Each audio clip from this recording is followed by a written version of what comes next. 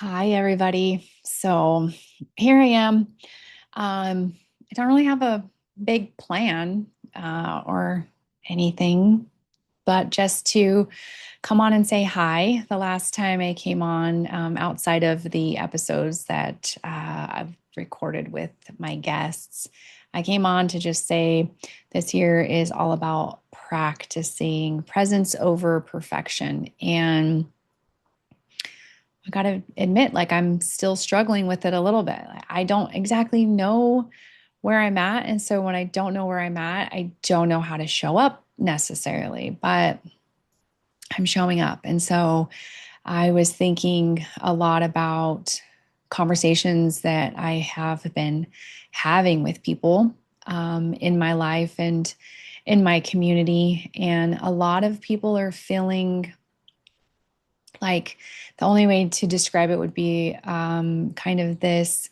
If I would imagine my life as a snow globe, I feel like somebody picked it up and just shook the heck out of it. And um, there's just been this disruption. And it's nothing gigantic. It's nothing great for me personally. It's like nothing crazy for me that's outside of the ordinary. I think it was just the maybe the snow globe hadn't been picked up for a while, and things just kind of like felt like they were just cruising right along. And then this past 6 month period in my life has really felt like that, and navigating that is it's super interesting, especially navigating that where I live in the Pacific Northwest, where we had months and months of just fog, not a lot of rain, but just a lot of cold, dark days. And that can take its toll on a human,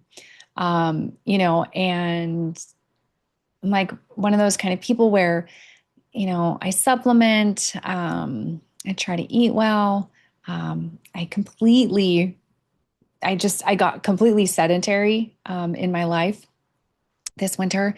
And that led to, what that leads to is kind of just stagnation in general, like energetic stagnation. And then that led to a little fluffiness and a little weight gain. And I am really, really critical of myself. I'm super hard on myself.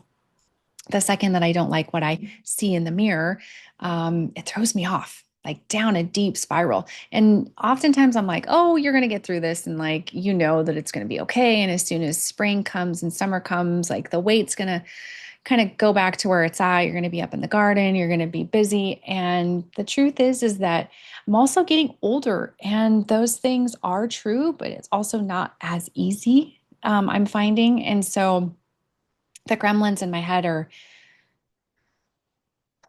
really loud. Um, and that's okay.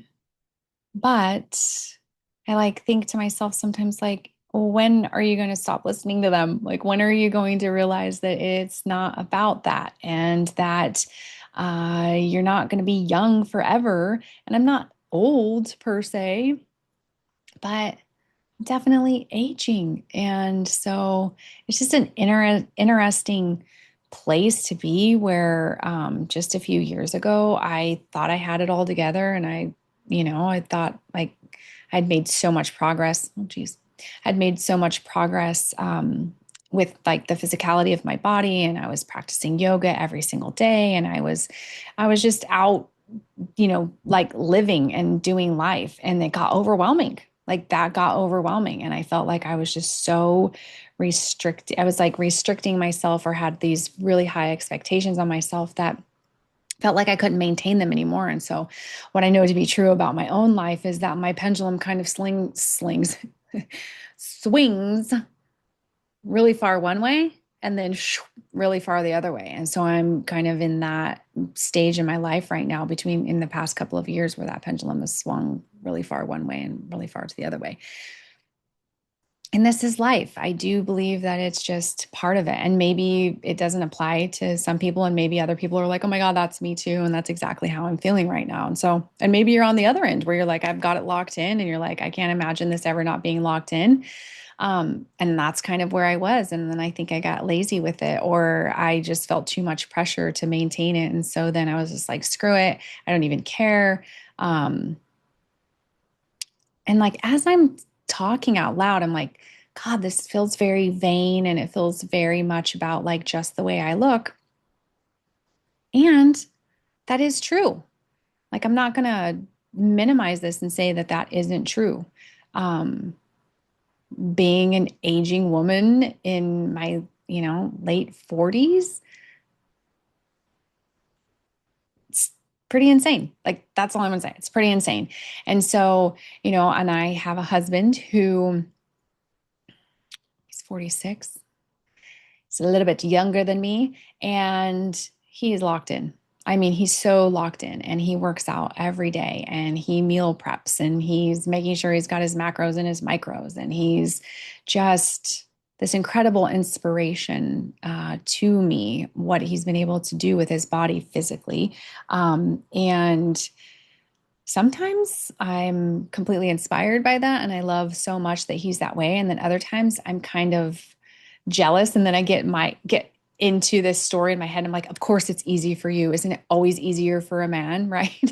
their, their midlife crisis is, looks totally different than say a woman's midlife crisis. And obviously there's the other end of what my husband's on right now, which could have been like, I don't know, him buying a sports car and having an affair or something. I don't know. I'm not saying that that's what it is. I'm just kidding. But um, there's these extremes. And again, so it's kind of like this pendulum that swings back and forth. And that's just where I'm at. And so, as much as I'm inspired by him, I'm also a little bit envious. Like, why does it feel like it's so easy for him and for me? I just feel like I told him the other day, I was like, I don't know, Dylan. Like, I just feel like I'm like failing at everything right now.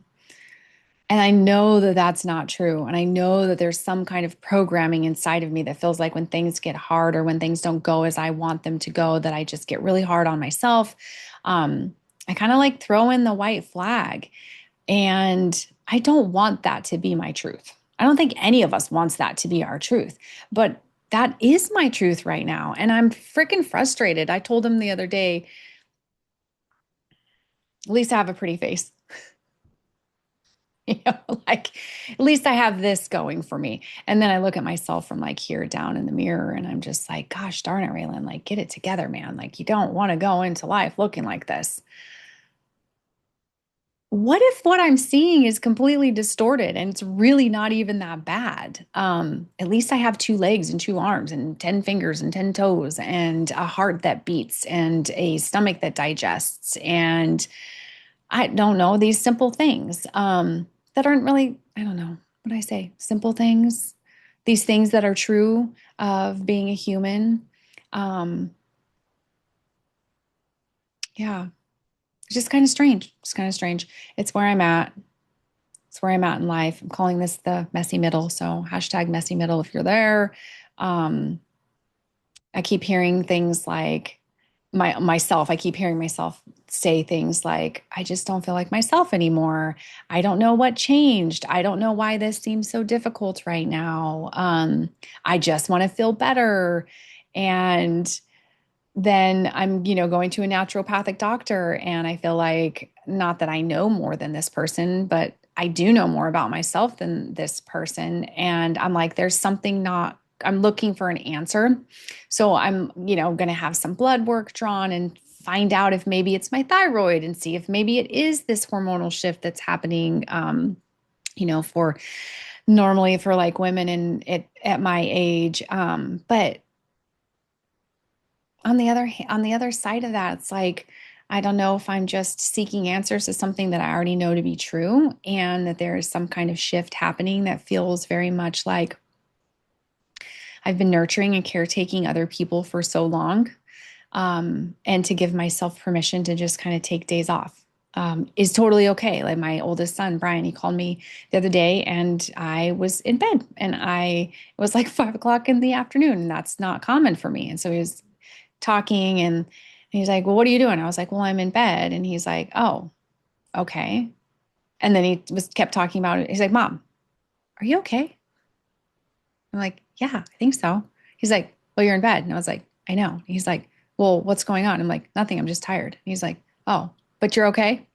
I was like, yeah, bud, I'm okay. Like, I think I'm okay. I think that giving myself some time to rest feels uncomfortable, but I think it's this natural place to be.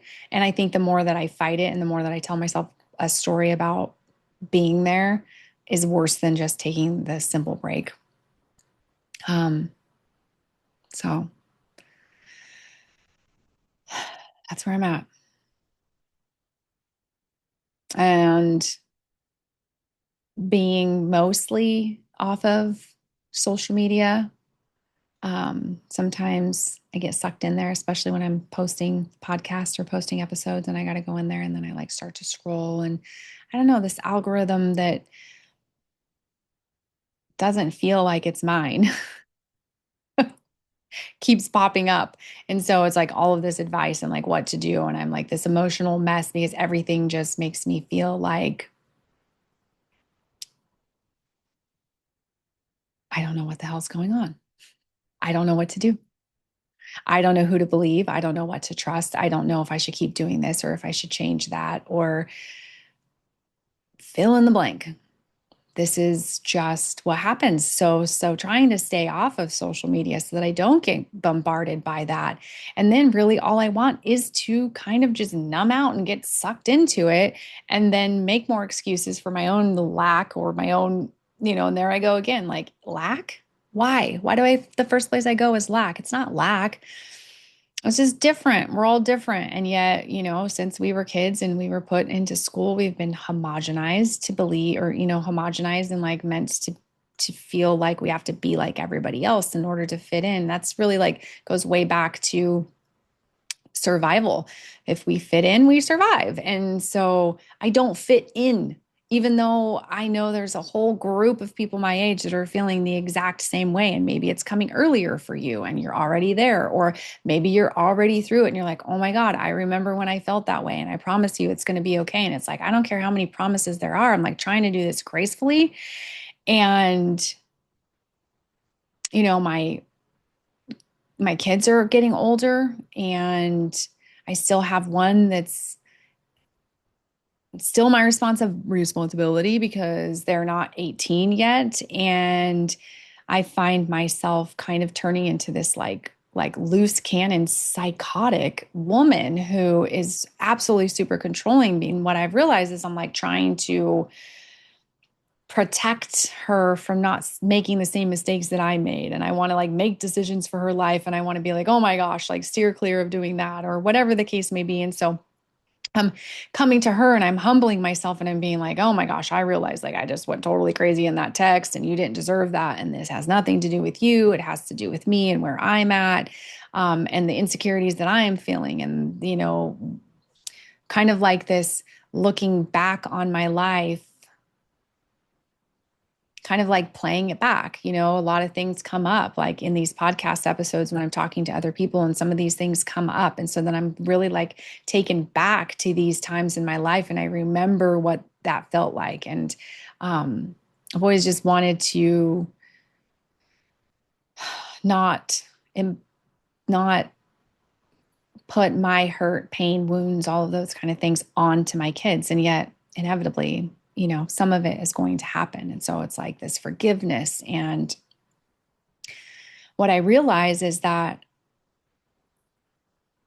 everything that I'm talking about, when I sum it all up for me, it's about fear. It is this fear driven, this fear based, fear monger that lives inside of me that's so afraid. And because of that fear, there's this like need to feel like I need to hold on and control and grasp. And if I'm in control of XYZ, then, if I'm in control of the situation, then nothing bad can happen, or then I can protect them from making the same mistakes or whatever the case may be. And so I've just started practicing whenever I'm having these feelings inside of my body, these feelings of inadequacy, these feelings of low self-worth, I'm not enough, I'm not good enough, I need to be better.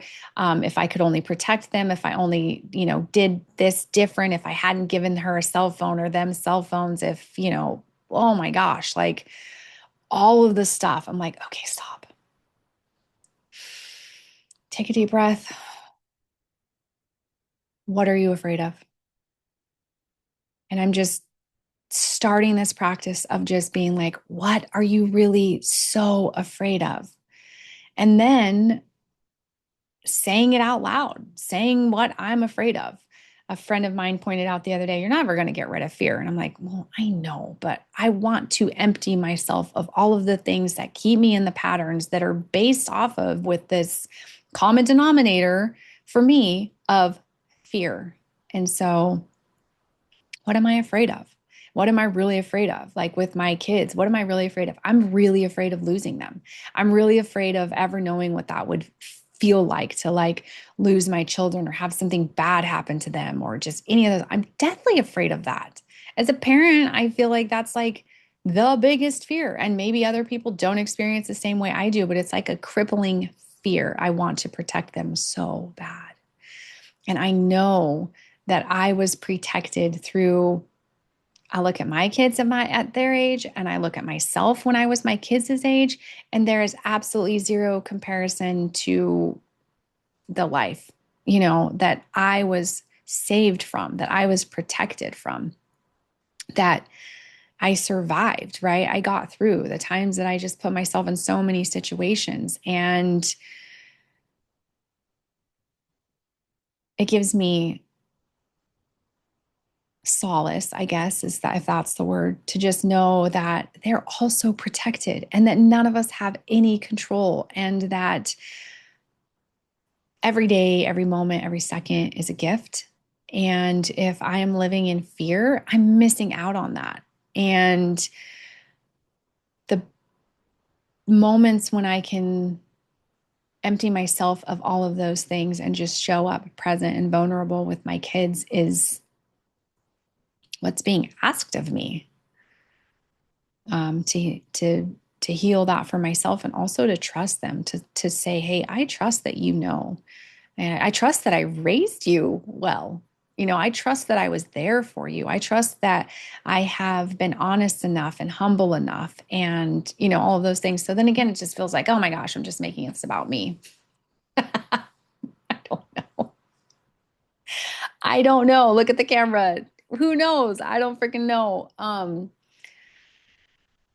But that's where I am right now. I'm just in the messy middle of all of this. I'm madly, deeply in love with my husband. And he told me this morning, it was just so sweet. And like, we're very humorous people. And so we crack a lot of jokes. And sometimes I think neither one of us really know, like, if in a moment, like, are you being serious right now? Is this like heartfelt, And so my husband came into the bedroom today and he like grabbed a hold of me and he was like, I do love your pretty face, but I want you to know that I love so much more about you. I love that you put up with me and the Henri kids, and that you're here and that you haven't left. And, it's not just your body that I'm in love with, and it's so much more than that. And um, I can't remember. I wish I could remember exactly like what he said. And I was like, oh, now I know you're lying.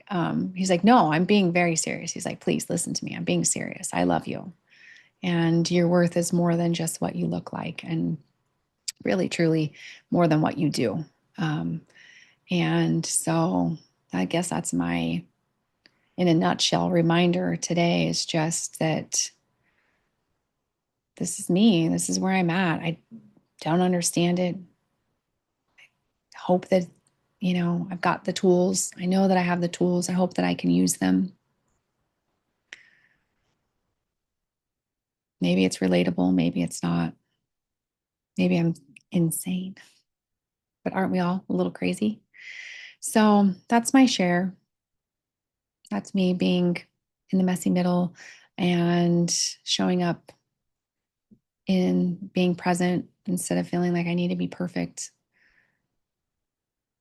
And I'm already criticizing myself for everything that I've just said, but hopefully I'm brave enough to share it because maybe somebody needs to hear it. And if you are in the middle of something, I just want to encourage you that you're not alone. And yeah, just be brave. Keep your heart open, and just knowing that it's still beating and it's still there. And yeah, I guess that's just it. So thanks for being you. And thanks for tuning in and listening to my heart of the story. There's so much more to come this year. If you ever feel like maybe you want to start telling your story, I'd love for you to reach out and let me know. And thanks for listening.